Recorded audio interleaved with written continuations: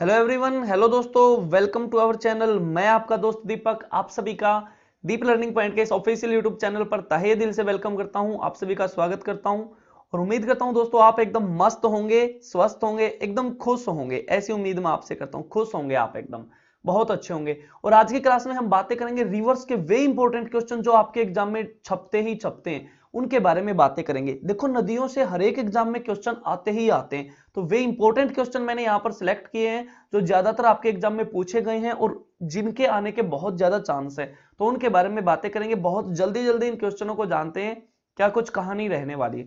चलिए, पहला क्वेश्चन है दोस्तों आपका, त्र्यंबकेश्वर निम्नलिखित में से किस नदी का उद्गम स्थल माना जाता है? त्र्यंबकेश्वर। देखो, त्र्यंबकेश्वर से एक नदी ओरिजिनेट होती है जिसको कहा जाता है दक्षिण की गंगा, जिसको कहा जाता है, और वो दक्षिण भारत की सबसे लंबी नदी है।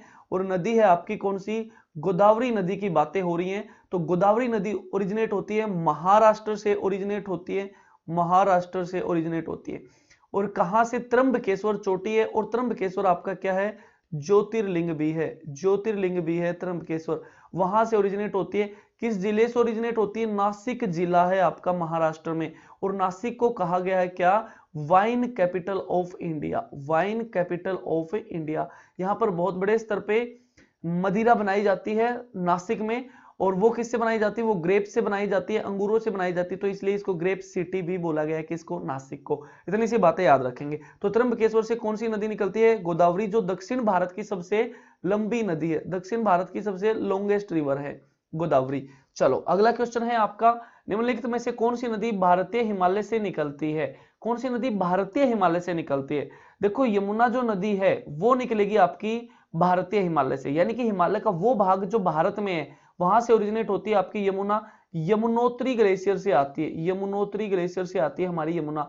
वरना जो कोसी है वो नेपाल हिमालय से आती है, गंडक भी नेपाल हिमालय से आती है, ये भी भारत के बाहर से आती है। तो जो यमुना नदी है वो हमारी भारत से आती है। और यमुना गंगा की सबसे लंबी सहायक है। यमुना, भारत की जो राजधानी है दिल्ली, वो किस नदी के तट पे? यमुना नदी के तट पे है। अरे, जहां ताजमहल है आगरा में, वो इस नदी के तट पे है। अरे, मथुरा किस नदी के तट पे? वो यमुना नदी के तट पे। इतनी सी बातें याद रखेंगे आप। अगला क्वेश्चन है आपका, जब नदी मैदानी क्षेत्र में प्रवेश करती है तो वह मोड़दार मार्ग पर बहने लगती है। तो नदी के इन मोड़ों को क्या कहते हैं? यानी कि आपसे क्या पूछ रहा है, जब नदी समतल मैदान में आती है, और जब समतल मैदान में आती है तो ऐसे चलती है, ऐसे, जैसे मैं बना के दिखा रहा हूं, तू नागिन नागिन में सपेरा, समझ रहे हो ना बात? ऐसे, तू नागिन नागिन में सपेरा, ऐसे चलती है नदी।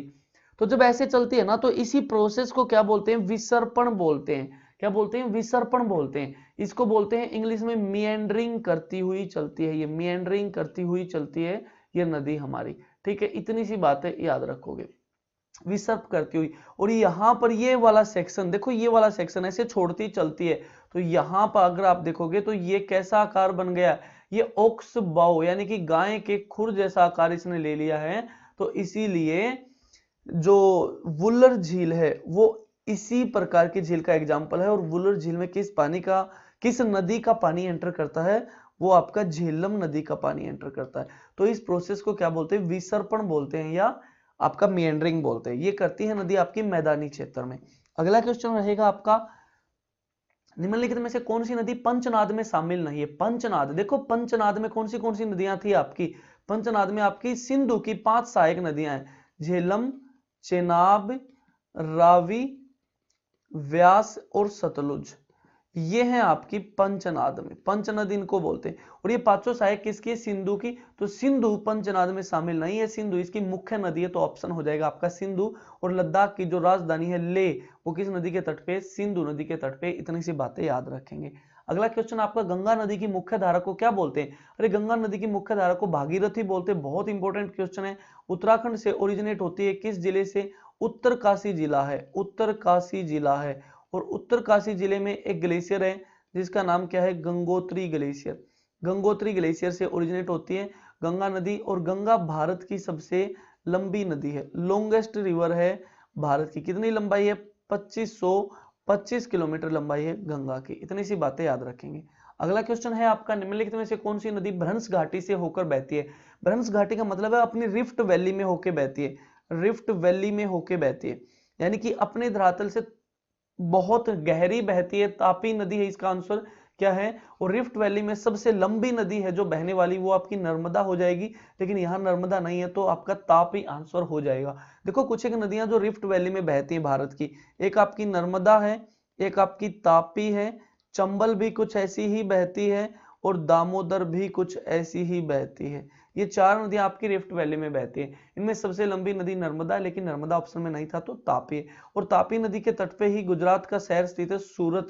किस नदी के तट पे है? तापी नदी के तट पे। अगला क्वेश्चन आपका हो जाएगा, किस नदी को बंगाल का शोक कहा जाता है?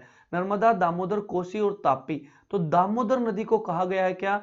सोरो ऑफ बंगाल। सोरो ऑफ बंगाल, यानी कि इसको बंगाल का शोक कहा गया है। और दामोदर नदी घाटी जो परियोजना है वो स्वतंत्र भारत की पहली बहुउद्देशीय परियोजना है। फर्स्ट मल्टीपर्पज प्रोजेक्ट डैम है ये इंडिया का। और कब बनाई गई ये परियोजना? 1948 में, 1948 में बनाई गई। हॉलैंड देश की मदद से बनाई गई थी। हॉलैंड देश की मदद से बनाई गई थी। इतनी सी बातें आप याद रखेंगे। अगला क्वेश्चन है दोस्तों आपका, निम्नलिखित में से कौन सी नदी सिंधु नदी की सहायक नदी नहीं है? तो सिंधु की सहायक नदी नहीं, कौन सी नहीं है? देखो सतलुज भी है, रावी भी है, व्यास भी है। तो आंसर हो जाएगा आपका कोसी। कोसी किसकी सहायक है? कोसी गंगा नदी की सहायक है। और कोसी को कहा गया है क्या? बिहार का शोक कहा गया है। किसको? कोसी को बिहार का शोक कहा गया है, सोरो ऑफ बिहार बोला गया है। अगली बातें आपकी क्वेश्चन की हैं, निम्नलिखित में से कौन सी नदी की लंबाई का सही क्रम है? तो सबसे लंबी नदी कौन सी है इनमें से, फिर उससे छोटी कौन सी, उससे छोटी कौन सी है? तो सबसे लंबी नदी जो आपकी गंगा हो जाएगी, गंगा। उसके बाद जो नदी है आपकी गोदावरी हो जाएगी, दक्षिण भारत की सबसे लंबी नदी है, और भारत की दूसरी सबसे लंबी नदी है गोदावरी। फिर आपकी कृष्णा हो जाएगी, और फिर आपकी यमुना हो जाएगी। अगर मैं इनकी लंबाई का क्रम लिखूं तो 2525 किलोमीटर लंबाई गंगा की है, और लगभग 1465 किलोमीटर लंबाई आपकी गोदावरी की है, और लगभग 1400 किलोमीटर लंबाई कृष्णा की है, और 1385 किलोमीटर जो लंबाई है वो आपकी यमुना की है। इतनी सी बातें याद रखेंगे तो जो पहला ऑप्शन है वो आपका ठीक हो जाएगा। नेक्स्ट क्वेश्चन है आपका दोस्तों, शोक, गिलगित और जास्कर किसकी सहायक नदियां हैं? शोक, गिलगित, जास्कर, साथ में एक और लिख लो नुब्रा, एक और लिख लो हुंजा। ये किसकी सहायक है? हुंजा। ये नदी सहायक है, सिंधु नदी की सहायक है, इंडस की सहायक है ये। इतनी सी बातें आप याद रखेंगे। लेकिन ये ऊपर से आती हैं, इतनी मुख्य नदियां नहीं है। जो मुख्य नदियां हैं सिंधु की सहायक वो आपकी झेलम, चेनाब, रावी, व्यास और सतलुज है। ये 5 नदियां, ठीक है। उसके बाद अगला क्वेश्चन आपका हो जाएगा, निम्नलिखित में से भारत की कौन सी नदी बंगाल की खाड़ी में गिरती है? कौन सी नदी बंगाल की खाड़ी में गिरती है? ये तापी है, तापसी नहीं है, तापी है। तापी है, गोदावरी है, नर्मदा है और माही है। तो बंगाल की खाड़ी में जो नदी गिरती है वो गोदावरी नदी गिरती है। गोदावरी नदी राजमुंदरी के समीप जाके, आंध्र प्रदेश का शहर है राजमुंदरी, राजमुंदरी, थोड़ी सी राइटिंग का इश्यू है, राजमुंदरी में जाके ये डेल्टा बनाती है और बंगाल की खाड़ी में जा गिरती है, और दक्षिण भारत की सबसे लंबी नदी है, ठीक है। इसको क्या कहा गया है? इसको दक्षिण की गंगा भी बोला गया है, साउथ गंगा भी बोला गया है। किसको? गोदावरी को। इतनी सी बातें याद रखेंगे। अगला क्वेश्चन आपका हो जाएगा, निम्नलिखित में से किस प्रायद्वीपीय नदी में सबसे बड़ी जल निकासी घाटी है? यानी कि सबसे बड़ा ड्रेनेज पैटर्न किस नदी का? ड्रेनेज पैटर्न बोलते हैं उस नदी के अपवाह तंत्र को, अपवाह तंत्र को बोलते हैं। यानी कि जैसे ये एक नदी बह रही है तो इसमें ये यहां से आके मिल गई, ये यहां से आके मिल गई, ये यहां से, इसमें ये यहां से, ये क्या है? ये इस नदी का अपवाह तंत्र, यानी कि इसका आसपास का दूर दूर तक का एरिया, बेसिन जिसको बोलते हैं। तो वो सबसे बड़ा जल ग्रहण क्षेत्र किस नदी का? वो गोदावरी का ही है। और गोदावरी सबसे लंबी नदी मैंने बताई है प्रायद्वीप भारत की। कितनी लंबाई है? 1465 किलोमीटर। चलो अगला क्वेश्चन आपका हो जाएगा, निम्नलिखित में से कौन सी नदी, कौन सी सिंधु नदी की एक सहायक नदी नहीं है? सिंधु नदी की सहायक नदी नहीं है। तो काबुल भी सिंधु की सहायक है, गिलगित भी है, शोक भी है, और सोन जो नदी है वो सिंधु की सहायक नदी है। सोन जो नदी है वो गंगा की सहायक नदी है, और गंगा की एकमात्र सहायक नदी है जो आपकी प्रायद्वीप भारत से आती है, प्रायद्वीपीय भारत से आती है। कौन सी नदी? सोन नदी प्रायद्वीपीय भारत से आती है। इतनी सी बातें याद रखोगे। ये ना पटना के समीप जाके मिलती है, किसमें? गंगा में, सोन नदी। तो सोन सिंधु की सहायक नहीं है। अगला क्वेश्चन आपका हो जाएगा, अलकनंदा नदी गंगा नदी से कहां मिलती है, या भागीरथी नदी से कहां मिलती है? अलकनंदा और भागीरथी, इन दो नदियों का ही संगम क्या है? इन दो नदियों का ही संगम तो गंगा कहलाता है। और ये दोनों ही नदियां कहाँ मिलती हैं? ये देवप्रयाग में मिलती हैं। देखो पंच प्रयाग मिलेगा आपको कहां पर? उत्तराखंड में मिलेगा। एक है आपका कर्णप्रयाग, कर्णप्रयाग, एक है आपका रुद्रप्रयाग। राइटिंग थोड़ी सी ऐसी है, अभी समझ लो। उसके बाद एक है आपका विष्णु प्रयाग, विष्णु प्रयाग, और एक है आपका रुद्रप्रयाग, रुद्रप्रयाग, और एक है आपका देवप्रयाग, देवप्रयाग। तो ये पंच प्रयाग किस राज्य में? उत्तराखंड में। प्रयाग का मतलब है वहां पर दो नदियों का संगम है। जैसे ऐसे यहां पर एक शहर और दिया प्रयागराज, इलाहाबाद का नाम है प्रयागराज, और यहाँ पे भी दो नदियों का संगम किसका है? गंगा का और आपका यमुना का संगम है। पहले सरस्वती नदी भी थी यहाँ पे, लेकिन इस कलयुग के दौर में सरस्वती नदी लुप्त हो गई है। चलो पापी ही इतने हो रखे हैं, क्या करें। चलो अगला क्वेश्चन आपका हो जाएगा, नामचा बरवा से यूटर्न लेने पर ब्रह्मपुत्र नदी किस राज्य में प्रवेश करती है? नामचा बरवा एक चोटी है, उसको काट के यूटर्न लेती है नदी, कौन सी? ब्रह्मपुत्र। और ये भारत के किस राज्य में एंट्री करती है? अरुणाचल प्रदेश राज्य में एंट्री करती है। और किस दर्रे से एंट्री करती है? ये यांग याप दर्रे से एंट्री करती है, यांग याप दर्रे से एंट्री करती है। और यांग याप दर्रे को कहा गया है क्या? गेटवे ऑफ ब्रह्मपुत्र कहा गया है, गेटवे ऑफ ब्रह्मपुत्र कहा गया है किसको? यांग याप को। भारत के दो ही राज्यों में बहती है, अरुणाचल प्रदेश में और असम में। ब्रह्मपुत्र, ब्रह्मपुत्र नदी इतनी चौड़ी नदी है, इतनी चौड़ी नदी है कि इसको चलता फिरता महासागर बोला गया है, इसको मूविंग ओशियन बोला गया है, चलता फिरता महासागर बोला गया है ब्रह्मपुत्र को। अगला क्वेश्चन आपका हो जाएगा दोस्तों, कृष्णा नदी का उद्गम स्थल कौन सी पर्वत श्रृंखला से? देखो कृष्णा नदी कहां से आती है? महाराष्ट्र राज्य से आती है। कृष्णा नदी किस चोटी से आती है? महाबलेश्वर चोटी से आती है, महाबलेश्वर चोटी से। तो यहां महाराष्ट्र में कौन सी पर्वत श्रृंखला फैली है? सह्याद्री पर्वत श्रृंखला। और सह्याद्री को ही बोलते हैं आपका वेस्टर्न घाट माउंटेन रेंज से निकलती है आपकी कृष्णा नदी। और कृष्णा को ही क्या बोलते हैं? Diamond river. ऐसे याद रख लेना, कृष्णा नाम की कोई आपकी महिला मित्र है और वो कैसी है? बिल्कुल डायमंड के जैसी है, तो इसीलिए कृष्णा को क्या बोला गया है?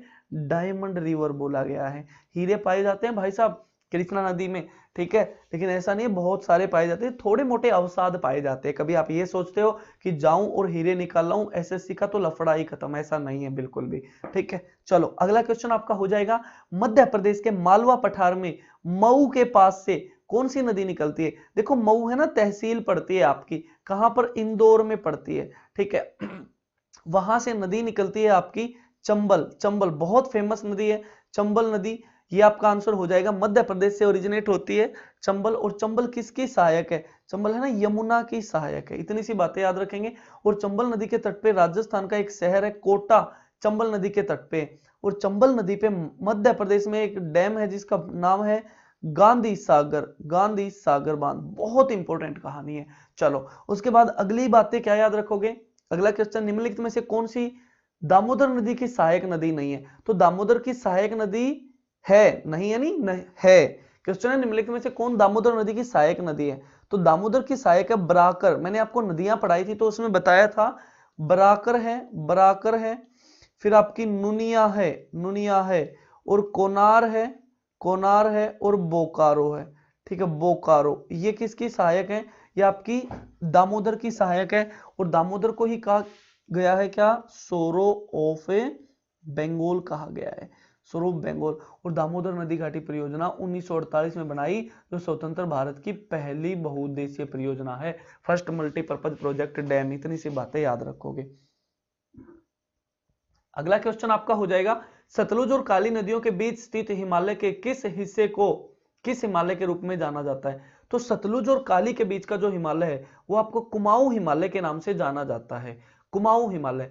देखो हिमालय को ना नदियों के आधार पे बांटा गया है। मान लो ये हिमालय की रेंज है आपकी, और इनको ऐसे बांटा गया है, ऐसे, एक नदी ये है, एक नदी ये है, एक ये है, और एक ये है। इस नदी का नाम क्या था? सिंधु, सिंधु। इस नदी का नाम है सतलुज, और इस नदी का नाम है काली, काली। फिर एक नदी और आएगी तीस्ता, और फिर एक नदी और आएगी यहाँ पे, इसका नाम क्या है? दिहांग। इसी को बोलते हैं क्या? ब्रह्मपुत्र। तो आपसे पूछा सतलुज और काली, यानी कि ये वाला जो हिमालय है इसका नाम क्या है? इसका नाम है कुमाऊं हिमालय। और कहां पर पड़ेगा? उत्तराखंड में पड़ेगा। इतनी सी बातें याद रखेंगे। इस हिमालय का नाम है पंजाब हिमालय, कश्मीर हिमालय, सिंध और सतलुज के बीच का हिमालय। काली और तीस्ता के बीच का जो हिमालय इसका नाम है नेपाल हिमालय। और तीस्ता और दिहांग के बीच का जो हिमालय है इसका नाम है असम हिमालय। इतनी सी बातें याद रखेंगे तो आंसर हो जाएगा आपका कुमाऊं हिमालय। याद रह जाएंगी बातें। चलो अगला क्वेश्चन आपका हो जाएगा, मूसी नदी निम्नलिखित में से किस नदी की सहायक नदी है? मूसी किसकी सहायक है? जो मूसी है ना वो आपकी कृष्णा की सहायक है। कृष्णा नदी की सहायक नदी है मूसी। और मूसी नदी के तट पे कौन सा शहर स्थित है? हैदराबाद शहर स्थित है। और हैदराबाद दोस्तों एक रियासत थी जो भारत का हिस्सा बनाई कैसे? जबरन लाठीचार्ज, एक ऑपरेशन यहाँ पे चलाया गया जिसका नाम था ऑपरेशन पोलो। उसका नाम क्या था? ऑपरेशन पोलो। 1948 में चलाया, 1948 में चलाया, 1948 में। तो मूसी किसकी सहायक है? आपकी कृष्णा नदी की सहायक है। और कृष्णा को क्या बोला गया था? डायमंड रिवर बोला गया था। इतनी सी बातें याद रह जाएंगी। चलो अगला क्वेश्चन है आपका, बस इतने ही क्वेश्चन थे आपके दोस्तों। ये क्वेश्चन थे आपके रिवर्स से इंपॉर्टेंट क्वेश्चन थे, रिवर्स के इंपॉर्टेंट क्वेश्चन थे। ऐसे ही बहुत सारे क्वेश्चन आपके पास आएंगे। ऐसे ही माउंटेन्स के क्वेश्चन आएंगे, लेक्स के क्वेश्चन आएंगे, झीलों के, डैम्स के क्वेश्चन आएंगे। हर एक टॉपिक ऐसे भी कवर करेंगे हम।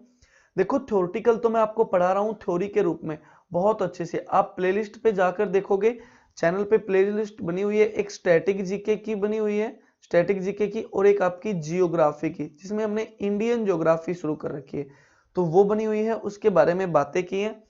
साथ के साथ हम प्रैक्टिस कर रहे हैं बहुत अच्छे से। तो आज की क्लास में बातें यहीं तक रखते हैं, बाकी बातें कल करेंगे सेम टाइम सेम जगह अगले दिन। तब तक के लिए खुश रहो, मस्त रहो, स्वस्थ रहो, अपना ख्याल रखो, अपने घर वालों का ख्याल रखो। जय हिंद, जय भारत, वंदे मातरम। इतनी सी बातें याद रखेंगे। चलो।